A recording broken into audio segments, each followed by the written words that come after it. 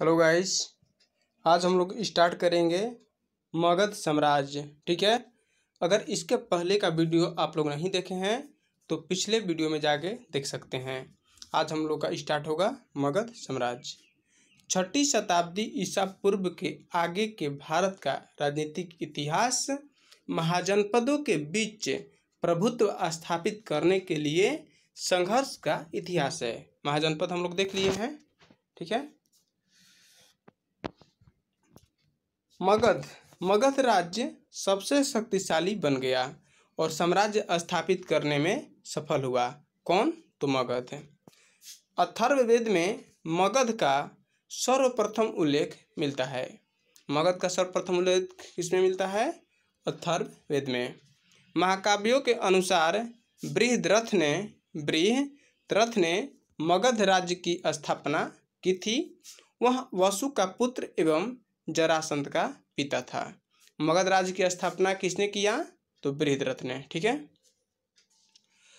मगध में वंश थे जिसमें पहला है हर्यक वंश। हर्यक वंश। ठीक है। हर्यक वंश के अंतर्गत बिंबिसार, अजातशत्रु एवं उदयन आते हैं। ठीक है। दूसरा है शिशुनाग वंश। हर्यक वंश के बाद शिशुनाग वंश आता है जिसके संस्थापक शिशुनाग और एक और शासक थे कलाशोक। इसके बाद कलाशोक आते हैं। तीसरा है नंदवंश। नंदवंश में महापद्मनम जो कि संस्थापक थे और इसके बाद घनानंद आते हैं। इसमें हम लोग पहले देखेंगे हर्यक वंश। ठीक है। हर्यक वंश। बिंबिसार का कार्यकाल था 544 से 492 ईसा पूर्व। यह हर्यक वंश का संस्थापक था। हर्यक वंश का संस्थापक कौन था? तो बिंबिसार। वह महात्मा बुद्ध का मित्र एवं संरक्षक था। गिरिब्रिज या राजगिरी है उसकी राजधानी थी, यानी कि हर्यक वंश की राजधानी कहाँ थी? तो गिरिब्रिज या राजगिरी, जिसे बिंबिसार ने बनाया था। बिंबिसार को श्रेणिक यानी कि सेना रखने वाला भी कहा जाता था। उसने विजय एवं विस्तार की नीति शुरू की। किसने? तो बिंबिसार ने। बिंबिसार ने वैवाहिक संबंधों से अपनी स्थिति मजबूत की और उसने 3 विवाह किए। ठीक है। 3 विवाह में कौन कौन है? तो पहला है महाकोसला देवी। महाकोसला देवी प्रथम पत्नी का नाम था। कौशल राजा की पुत्री थी एवं प्रोसेनजित की बहन थी। इस विवाह से काशी दहेज में मिला। बिंबिसार को काशी किस विवाह से दहेज में मिला? तो प्रथम पत्नी महाकोसला देवी के विवाह से। दूसरा पत्नी थी लिच्छवीगढ़ राज्य शासक चेट्टा की पुत्री चिलना। ठीक है। जिसने अजातशत्रु को जन्म दिया। कौन? तो चिलना। तीसरी रानी मद्र कुल की राजकुमारी क्षेमा थी। ठीक है। पहला महाकोसला देवी, दूसरा चिलना और तीसरा क्षेमा। इन विवाहों के फलस्वरूप मगध जो है पश्चिम एवं उत्तर की ओर फैला। ठीक है। बिंबिसार ने अंग के शासक ब्रह्मदत्त की हत्या करके उसे मगध में मिला लिया। ठीक है। अंग को मगध में किसने मिलाया? तो बिंबिसार ने। ठीक है। किसकी हत्या करके? तो ब्रह्मदत्त की। बिंबिसार ने अवंती नरेश चंडप्रद्योत से युद्ध किया, किंतु अंत में दोनों दोस्त बन गए। जब चंडप्रद्योत को पीलिया रोग हुआ तो बिंबिसार ने अपने राजवैद्य जीवक को उज्जैन भेजा। ठीक है। कौन? तो बिंबिसार ने अपने राजवैद्य जीवक को उज्जैन भेजा था। इसके बाद आते हैं अजातशत्रु। इनका कार्यकाल था 492 से 460 ईसा पूर्व। अजातशत्रु अपने पिता बिंबिसार की हत्या करके शासक बना। ठीक है। उसे कुणिक भी कहा जाता है। किसे? तो अजातशत्रु को। उसने कौशल एवं वैशाली को पराजित कर मगध में मिलाया। कौशल एवं वैशाली को मगध में किसने मिलाया? तो अजातशत्रु ने। वैशाली के युद्ध में अजातशत्रु ने महाशिलाकंटक एवं रथमुसल जैसे हथियारों का प्रयोग किया। वहाँ शिलाकंटक एवं रथमुसल जैसे हथियारों का। उसका मंत्री वरसकार काफी सहायक सिद्ध हुआ। अवंती के खतरे का सामना करने के लिए अजातशत्रु ने राजगीर की किलाबंदी करवाई। ठीक है, अजातशत्रु ने किसका किलाबंदी करवाया था? तो राजगीर का। क्यों? तो अवंती के जो खतरा था उसको सामना करने के लिए। प्रथम बौद्ध संगीति का आयोजन अजातशत्रु के काल में हुआ, इसको हम लोग देख चुके हैं। इसके बाद आता है उदयीन। ठीक है, उदयीन का कार्यकाल है 460 से 444 ईसा पूर्व। उदयीन ने पाटलिपुत्र को मगध की राजधानी बनाया। ठीक है, उदयीन कहाँ बनाया राजधानी? तो पाटलिपुत्र को। और पाटलिपुत्र की स्थापना भी किसने किया था? तो उदयीन ने ही किया था। उसने पटना में गंगा एवं सोन के संगम पर एक किला बनवाया। ठीक है, कौन? तो उदयीन। इस वंश का अंतिम शासक नागदशक था। किस वंश का? तो हर्यक वंश का। हर्यक वंश का अंतिम शासक कौन था? तो नागदशक। इसके बाद आता है शिशुनाग वंश। शिशुनाग वंश का समय है 412 से 345 ईसा पूर्व। ठीक है, जिसमें पहला शासक है शिशुनाग।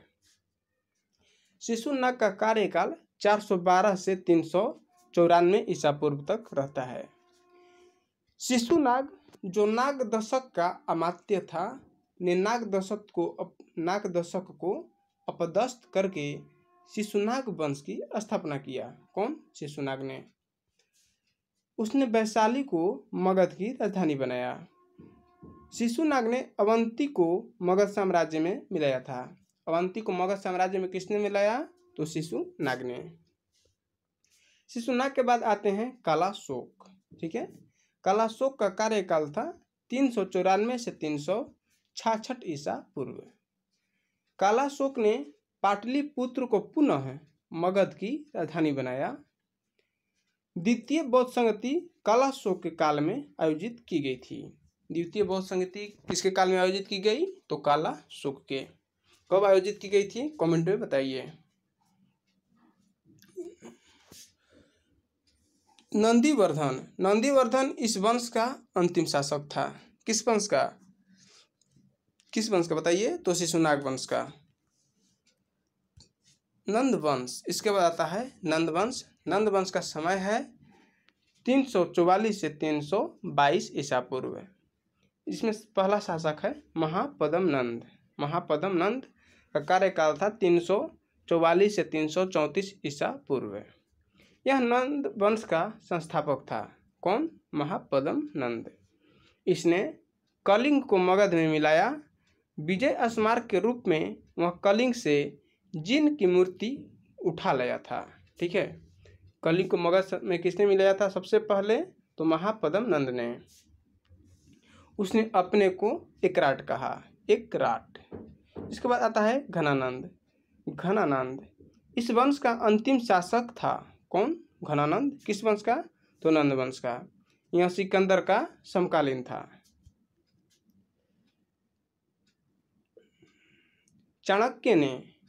चाणक्य ने चंद्रगुप्त मौर्य के साथ मिलकर घनानंद को पराजित किया और मौर्य वंश की स्थापना की। ठीक है,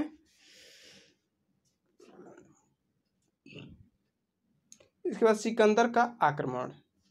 सिकंदर मकदूनिया के शासक फिलिप द्वितीय का पुत्र था। वह अरस्तु का शिष्य था। कौन? सिकंदर किसका शिष्य था? तो अरस्तु का।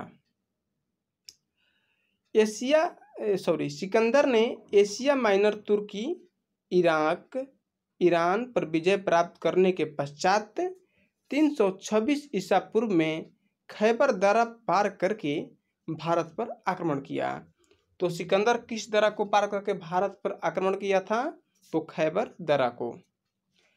तक्षशिला के शासक आम्भी ने सिकंदर के सामने घुटने टेक दिए। कौन? तो आम्भी। ठीक है, जो कि तक्षशिला का शासक था। इसमें है हाइडेस्पिड का युद्ध। झेलम नदी के किनारे सिकंदर को पोरस का सामना करना पड़ा। किसका? तो पोरस का। किस नदी के किनारे? तो झेलम नदी के किनारे। सिकंदर ने पोरस को पराजित कर दिया, मगर उसके साहस से प्रभावित होकर उसका राज्य वापस कर दिया। कौन? सिकंदर। तथा पोरस सिकंदर का सहयोगी बन गया। सिकंदर की सेना ने ब्यास यानी कि इसका प्राचीन नाम ब्यास का क्या नाम है? बिपाशा, यानी कि ब्यास नदी से आगे बढ़ने से इनकार कर दिया। वह भारत में लगभग 19 महीना पूर्व रहा, यानी कि 326 से 325 ईसा पूर्व के बीच।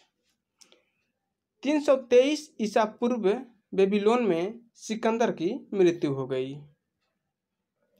सिकंदर ने पश्चिमी भारत में कुछ यूनानी उपनिवेश स्थापित किए, जिसमें शामिल है काबुल में सिकंदरिया, जिसे आधुनिक बेलग्राम के नाम से जानते हैं, झेलम के तट पर बुकेफाल, जहां सिकंदर के घोड़ा की मृत्यु हो गई थी।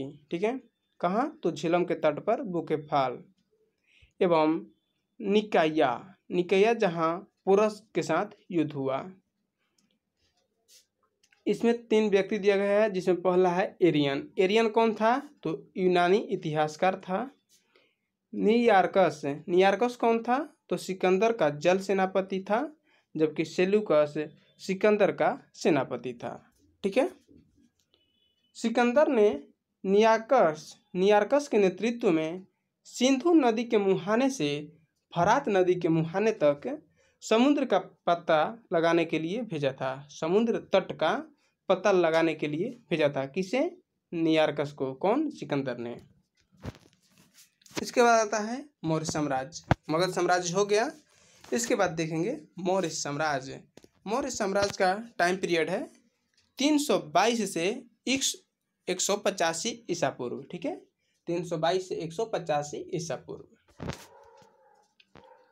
मौर्य राजवंश की स्थापना चंद्रगुप्त मौर्य ने की थी।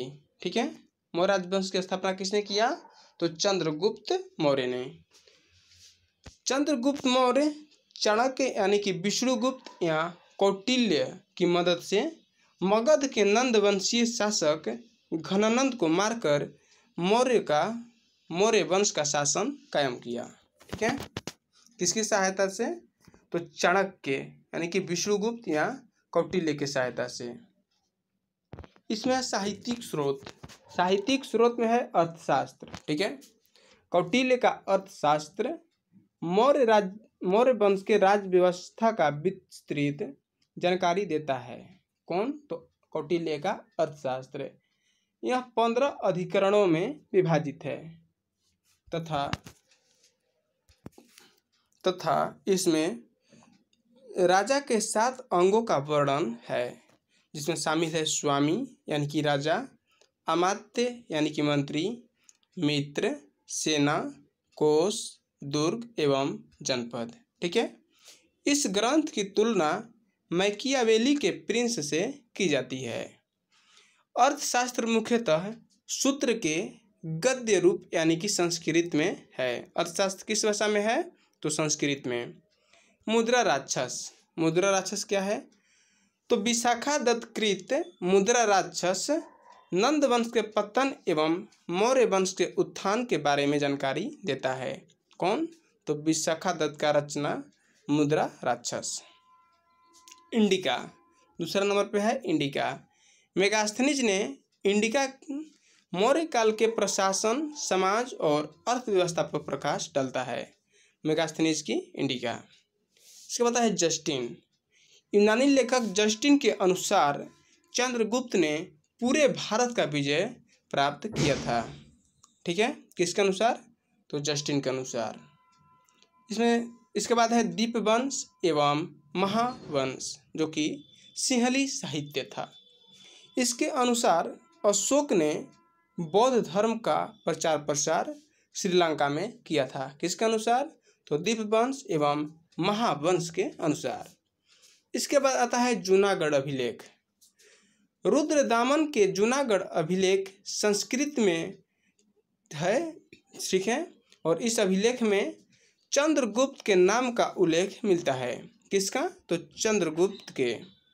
इसमें मौर्य काल में निर्मित सुदर्शन झील की जानकारी मिलती है?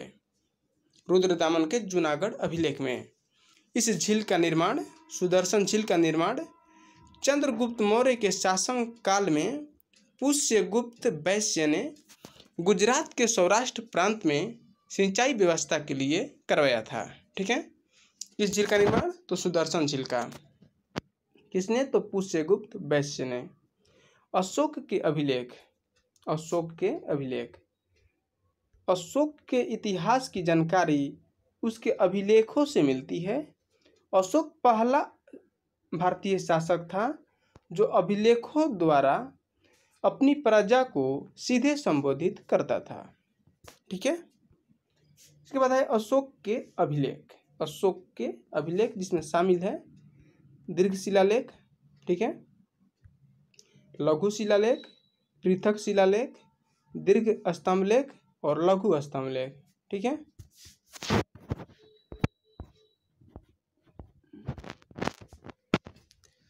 अशोक के अभिलेख, अशोक के जो अभिलेख हैं ब्राह्मी एवं खरोष्टी, यानी कि अशोक के अभिलेख ब्राह्मी, खरोष्टी, अरामाइक एवं ग्रीक लिपियों में मिलते हैं। ब्राह्मी लिपि बाएं से दाएं तथा खरोष्टी लिपि दाएं से बाएं लिखी जाती है।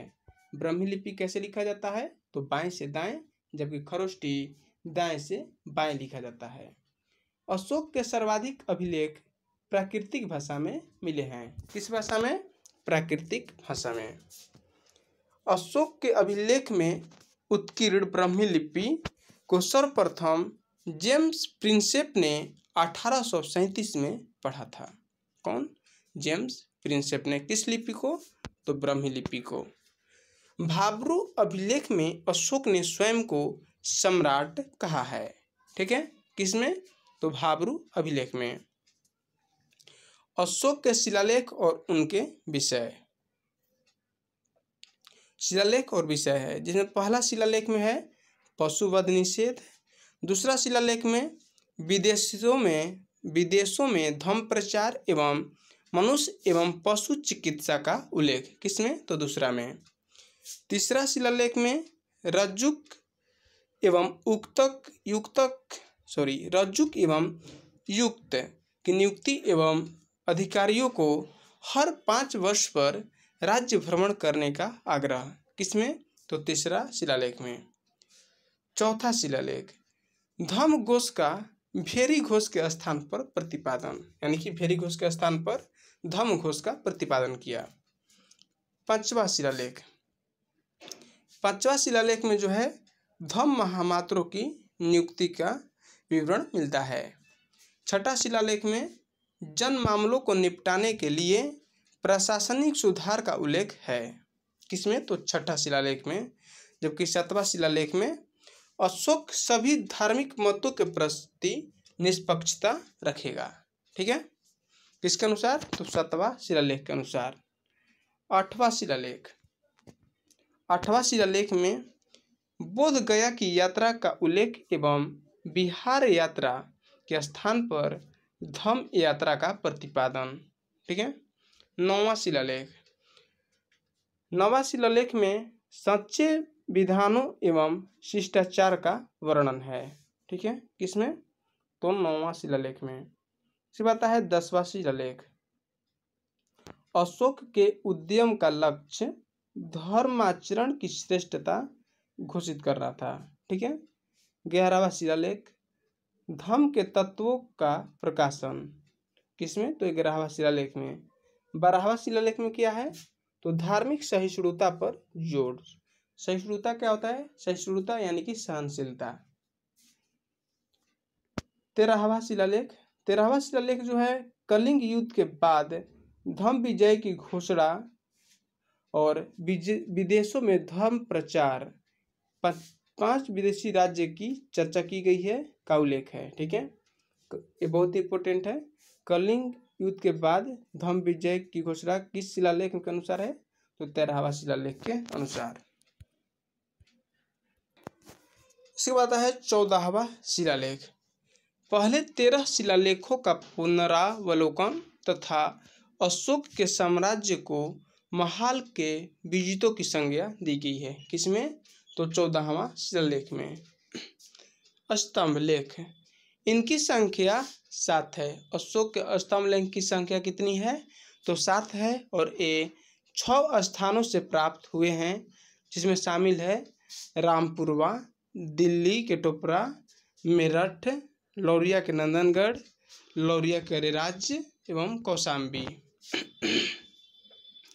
अशोक के उत्तरी पश्चिमी शिलालेख, अशोक के उत्तरी पश्चिमी शिलालेख जिसमें शिलालेख, स्थान और भाषा दिया गया है। लमगान शिलालेख, लमगान शिलालेख जो है अफगानिस्तान के पुल ए दारुन से प्राप्त हुआ है, जो कि अरमाइक भाषा में है। तक्षशिला शिलालेख तक्षशिला शिलालेख जो है पाकिस्तान के तक्षशिला से प्राप्त हुआ है, जो कि अरमाइक भाषा में है। कंधार शिलालेख, कंधार शिलालेख अफगानिस्तान के सार-ए-कुना से प्राप्त हुआ है, जो कि अरमाइक, यूनानी एवं ग्रीक भाषा में है। ठीक है। अशोक के लघु शिलालेख, अशोक के लघु शिलालेख जिसमें स्थान है और लघु शिलालेख है। रूपनाथपुर, गुर्जरा, बुधनी, ये जो मध्य प्रदेश में प्राप्त हुआ है। अहरौरा जो कि मिर्ज़ापुर है उत्तर प्रदेश से। बैराट फाबरू जो कि जयपुर में है राजस्थान से। ब्रह्मगिरी, सिद्धपुर, पाल की गुड़, जटिंग रामेश्वर, गोबीमठ, सनी एवं मास्की कर्नाटक से। एरागुंडी एवं रजूल मंडागिरी जो है आंध्र प्रदेश से एवं सहसाराम चंदनवीर पहाड़ी पर है, बिहार से प्राप्त हुआ है। ठीक है। मौर्य की उत्पत्ति, मौर्यों की उत्पत्ति, चंद्रगुप्त मौर्य की जाति एवं उसका वंश विवादास्पद विषय है। उसके वंश से संबंधित विभिन्न मत है, जो इस प्रकार है। ब्राह्मण परंपरा के अनुसार वह जो है शूद्र यानी कि मुद्रा नामक स्त्री से उत्पन्न है।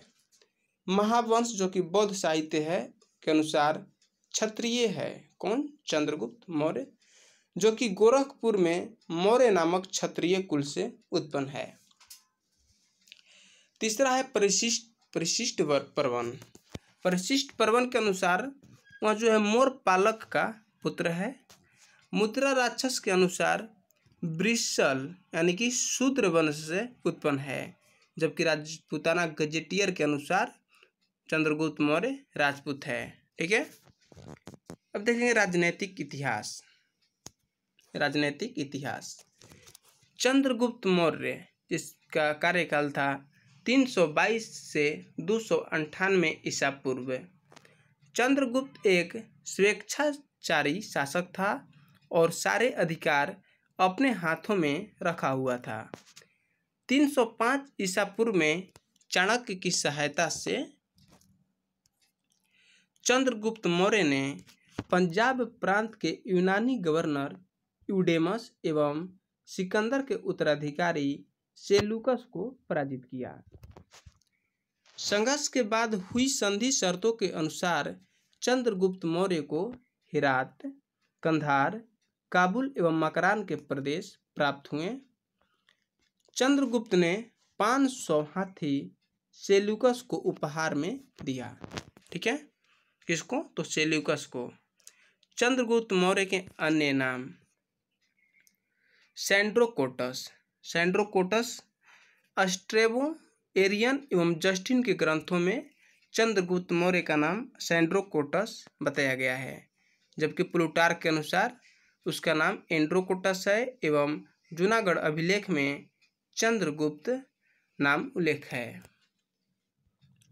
सेल्यूकस की पुत्री हेलेना यानी कि कार्नेलिया का विवाह चंद्रगुप्त मौर्य से हुआ।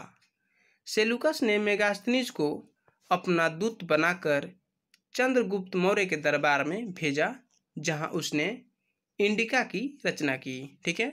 मेगास्थनीज किसका दूत था? तो सेल्यूकस का। और मेगास्थनीज ने किसकी रचना की? तो इंडिका की। चंद्रगुप्त मौर्य के शासन काल में ही स्थूलभद्र के नेतृत्व में पाटलिपुत्र में प्रथम जैन संगीति का आयोजन किया गया था। ठीक है, प्रथम जैन संगीति का आयोजन कहाँ किया गया था? तो पाटलिपुत्र में। अपने जीवन के अंतिम समय में चंद्रगुप्त मौर्य जैन सन्यासी भद्रबाहु के साथ श्रवणबेलगोला, जो कि मैसूर कर्नाटक में है, में चला गया, जहां उसने चंद्रगिरी पर्वत पर चंद्रगुप्त बस्ती बसाई और सलेखना पद्धति द्वारा अपने प्राणों का त्याग किया। ठीक है। मेगास्थनीज, अब मेगास्थनीज के बारे में देखेंगे। सेल्यूकस निकेटर का दूत मेगास्थनीज 7 वर्षों तक चंद्रगुप्त मौर्य के दरबार में रहा। उसकी कृति इंडिका अप्राप्य है, लेकिन उसके उद्धरणों का यूनानी लेखक एरियन, डायोडोरस एवं स्ट्रेबो आदि ने अपने लेखों में उद्धृत किया है।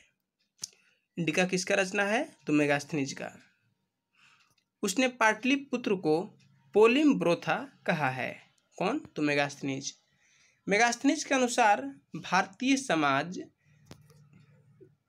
7 वर्गों में विभाजित था, जिसमें शामिल है कृषक, शिकारी, मंत्री, दार्शनिक, निरीक्षक, व्यापारी एवं योद्धा। ठीक है। उसके अनुसार भारतीय जो थे शिव यानी कि डायोनिसियस एवं कृष्ण यानी कि हेराक्लिस की पूजा करते थे। किसकी? शिव एवं कृष्ण की। पाटलिपुत्र का प्रशासन 6 समितियों द्वारा संचालित होता था और प्रत्येक समिति में 5 सदस्य शामिल थे। मेगास्थनीज ने कौटिल्य का वर्णन नहीं किया है। ठीक है।